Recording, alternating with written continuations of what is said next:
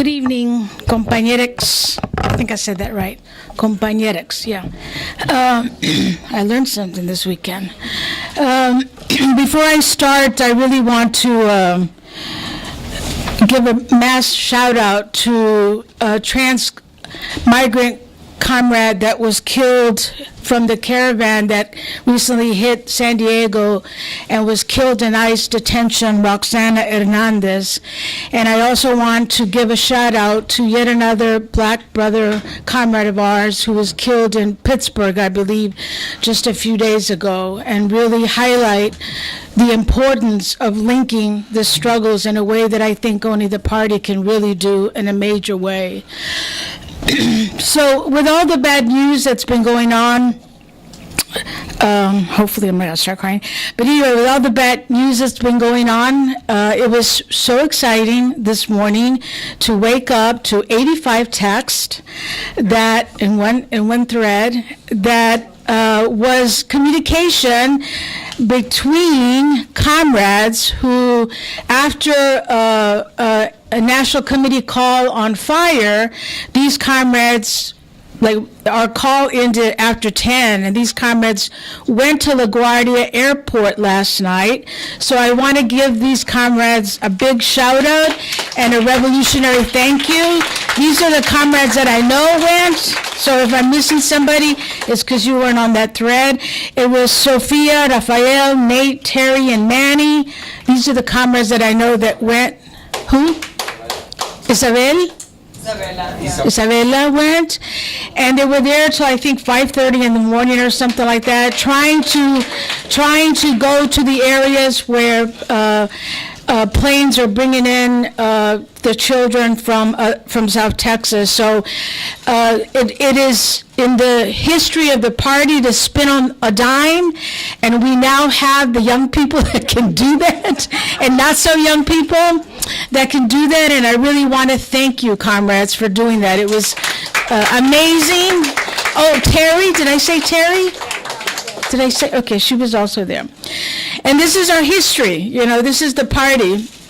And we had a national call last night of our leadership to take up FIRE, which is the mass organization that the party is putting together to address the political and humanitarian crisis of migration. And FIRE stands for Fighting for Immigrants, IM/migrants, fighting for M/migrants, refugees, and refugees everywhere. Because we don't want to just talk about migrants here in the U.S., but around the world. I don't want to repeat too much of the news because I'm assuming that everybody is basically fixated to what is going on. What I want to, for those that didn't see the news today, one of the outcries is that, if you watch the CNN, which I do, I watch way too much CNN and MSNBC, but it's how I pick up some of this stuff. And all of a sudden, these anchor people are saying, well, what's Ivanka and Melania think of all this? And they're asking just because they're so-called women, right? And you're kind of like, it's so incredibly sexist, because it's supposedly a child crisis. What do these women think? Well, really, I don't give a fuck what these women think. And Melania Trump was pressured by probably Trump himself and was in at one of the detention centers today, and created quite a controversy with the jacket that said on the back, "I really don't care, period, do you?" Now, everything that comes out of the White House is scrutinized. This was calculated. Trump said it had something to do with addressing the fake news. Whatever it was, this was calculated to send a message of, we don't care what you're doing, we're going to do whatever we want. And her take was basically to thank the shelter workers and to thank the ICE agents for taking care of the children. This is what this trip was all about. It was a cleanup situation. And in fact, what is really going on, besides the disgusting habit of, first of all, just separating the parents. We hear from the children, we hear that there's about 2,500 children. We may never really know how many they are. 200 plus landed in New York City today. They're being sent to 17 states around the country. It's not known if they're being recorded, where they're going. We already know that under the Obama administration, 1,500 children were already missing. There is not an outcry about where they are and if they've been found. You know, this is under Obama. So we know that this is a incredibly horrible crisis that is going on. We know that it's child abuse. One of the articles that came out talked about the fact that in a very small town, not very far from Houston, but in South Texas, where it's been 105 degrees for 5 or 6 days in a row, these children were being held in a place called the Shiloh Treatment Center with no air conditioning. And besides the terror that's going to, that has brought, you know, these children are going to have post-traumatic stress disorder for years. For years, these children are going to need so much support if they live through this and if we find them. Not only were they separated from their families, and the parents were told, oh, we're just going to go give them a bath. That's what they were told, and then the children never came back. So there's some of the terror that's going on. Not only are these children being housed in cages with no air conditioning, at the Shiloh Treatment Center, these children were given drugs. One child reported getting about 10 pills a day. One child gained 45 pounds in 1 month because of these drugs. And you know that worse things are happening than that. You just know it, because this is an outleash from a white supremacist, racist president. This is what is happening, and it's white supremacist, racist, fascists that are carrying out this tactic. Now, we don't use fascism too easy. You know, as long as we can meet here, as long as we can have phone calls, as long as we can organize, it's not fascism. But this system and this government is using fascist tactics, and we have to call it what it is. It is the Gestapo, it is fascism, it is white supremacy, it is racism. It can be called nothing else when the president says that the infestation that is coming over. The Atlantic wrote this article, what do you do with an infestation? Well, you exterminate. And that's the signal that he's given. That's the signal that Jeff Sessions is giving as he travels around the country, meeting with sheriffs and border patrols and all the right-wingers that they could muster. This is what is happening.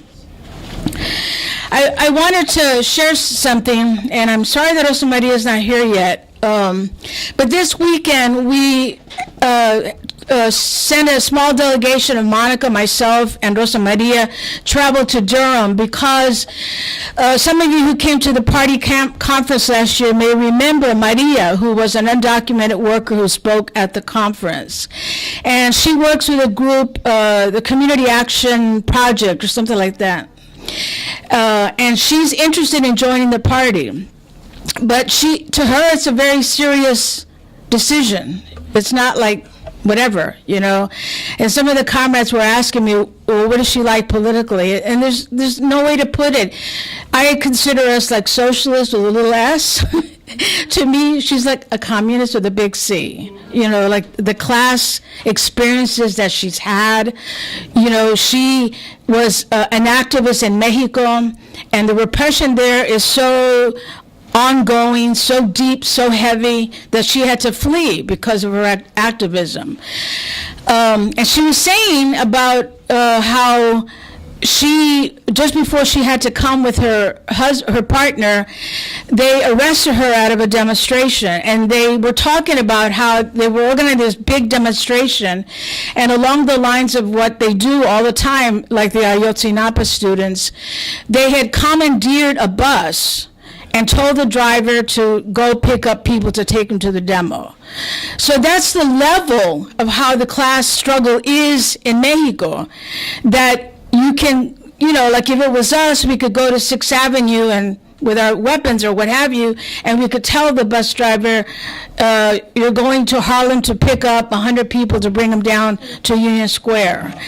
And they do it because there's, the movement is at that level. And some of the bus drivers will say, well, at least kick me or hit me or give me a black eye so that I don't lose my job. Because it happens so often that the drivers lose their jobs, and, everybody needs their jobs, so the organizers have to hit somebody so that they won't lose their job. So she was telling us about all this, and we had several hours of meetings with her group. And I noticed that when we mentioned Trump on Saturday, there was like this awkward response. It was kind of like everybody turned and looked at each other in their group, and it was odd, and Rosa and I were like, what was that about afterwards? And then the next day, when we raised Trump again, they stopped us and they said, we don't want to offend you, maybe you can help us find a way to put a sign here, but we don't mention that president's name in our office. And the seriousness that they told us this was as if you had come to a meeting in the black community, and we were told, because somebody came from Mars and didn't know you're not supposed to use this word, but it was as if somebody had said, don't use the N word here, don't use the C word for women, don't use the S word for Mexicans. It was that heavy, So it wasn't what we had thought, that they were sort of not paying attention to him. It was more that what he is doing is so fucking heavy in the world that they cannot mention his name. So what I'm doing now is when I write down a bunch of articles or I copy articles, I will search and replace Trump, and I'll put pendejo. So from now on, I'm going to say pendejo, and I expect y'all to do the same. So I want to focus a lot on what's the party going to do about this crisis. How are we going to intervene? And how can we even help to change the political climate? Now, the political climate has already changed this week, right? The child detention issue created such a firestorm that a pendejo had to sign an executive order yesterday. Now, none of us in this room, I'm sure, are confused by that. It doesn't mean anything, and first of all, it's not grandfathered, so that means that the 2,500, that's a legal term, the 2,500 children that have already been taken away are still going to be taken away. And all it also means is that the people that are arrested are going to be arrested with their children. So the arrests and the detentions will continue, but they're going to continue together. Now, perhaps it's a victory, perhaps it's not. I'm sure it is a victory for the mother who doesn't know where her child is. There was a Guatemalan woman on CNN who talked about not having seen her 7-year-old son in a month, that she's only talked to him one time on the phone. And what that child must be thinking. There are many children who don't even speak Spanish, that speak in their native Guatemalan or Mexican indigenous tongues. Who's going to get the translators for these children? And I hate to say it, but I do think that there has to be some trafficking going on, because these ICE agents are pigs. Now, one of them did quit.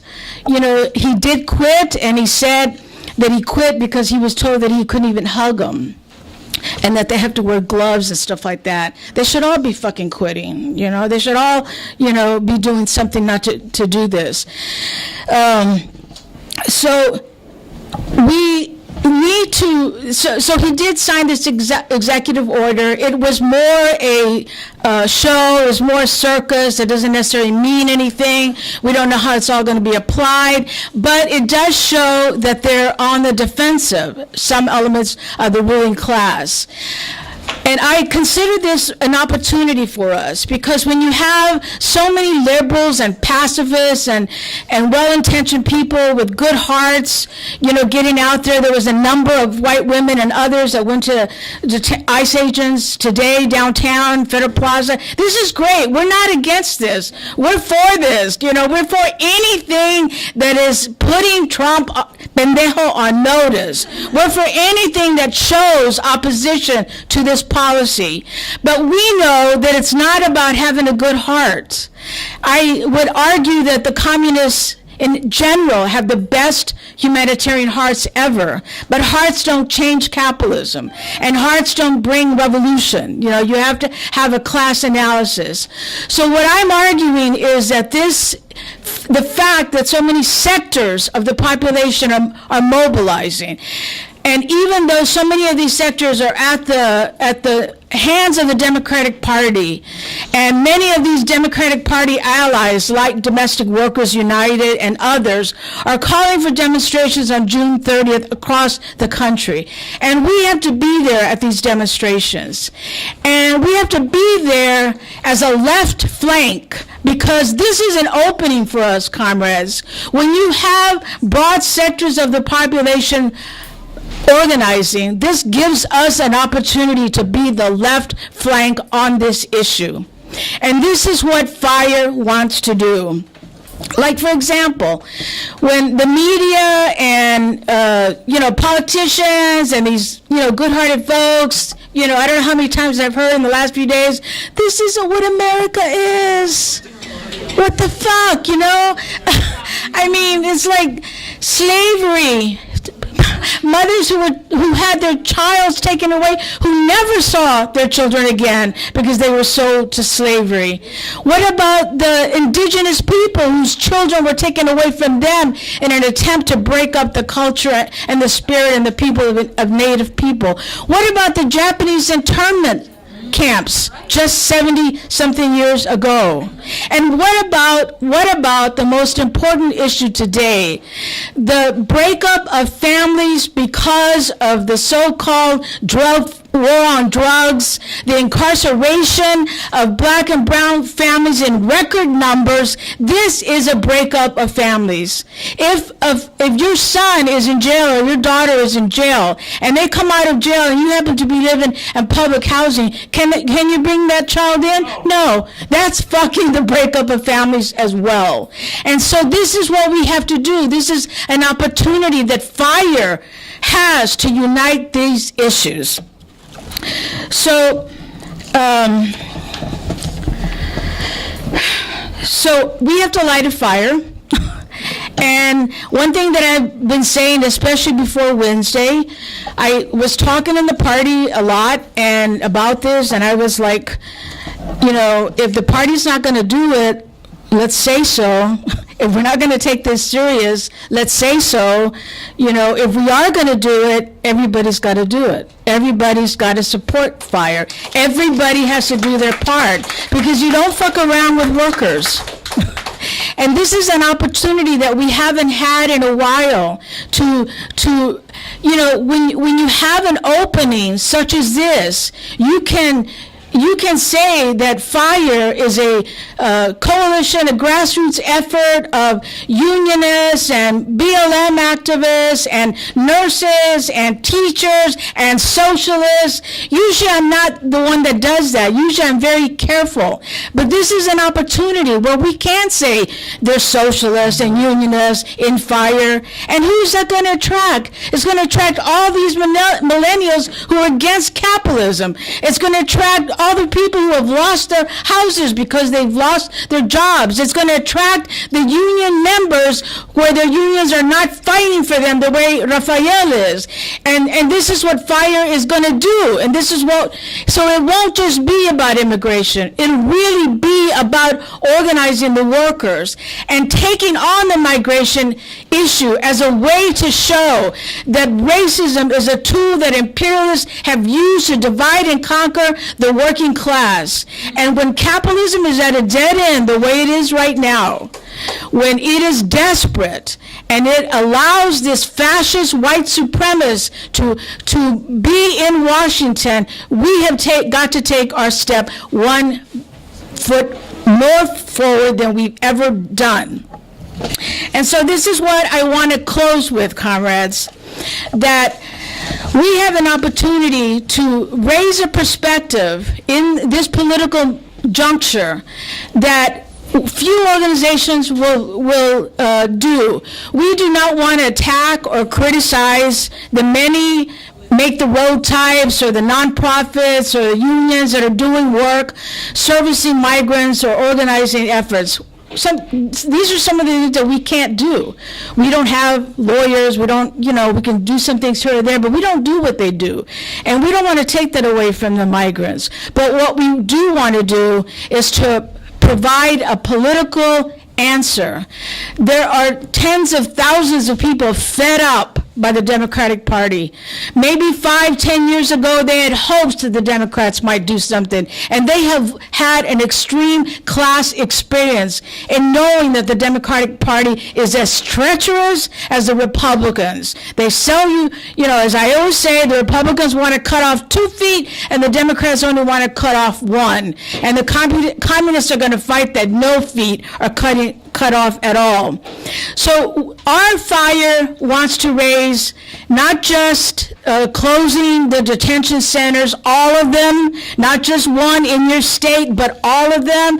We have the experience of the Hutto Detention Center in Texas that the movement organized to shut down, and what happened is shut down and moved to Pennsylvania, further away from where the families and friends are. We don't want that. We want to shut them all down.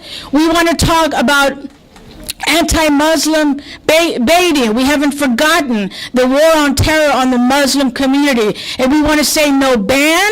Of course no ban. We want to say no wall. Of course no wall. But we also want to say no borders whatsoever. And a lot of the Democrats are not going to do that. The Democrats are not going to talk about the militarization of the border. In fact, they approved $1.5 billion already. And Trump is holding out for $2.5 billion to build that goddamn wall. That's a lot of money that could be used to other things, that we know is lining up the pockets of their corporations. That's what it's doing, They're not going to be able to build a wall enough to keep people out. It's fear-mongering, and it's white supremacy at its core. Our fire is going to talk about U.S. imperialism's role in Central America, and we'll explain that that's the reason why people come. No other reason. We're going to talk about migration from Africa and the Middle East and Syria, and blame that also on U.S. imperialism, and organize to show solidarity for our African and Middle Eastern migrants, which is done. There's very little done on that question in the United States, even though the U.S. is to blame for it. And we're going to talk about reparations for Puerto Rico, because we understand that the Puerto Ricans that are fleeing Puerto Rico right now are a result of climate change and colonialism, and we demand reparations for them and any climate refugee. So I'm going to end with this. All I'm asking is that everybody do everything they can to light the fire in the United States. Thank you.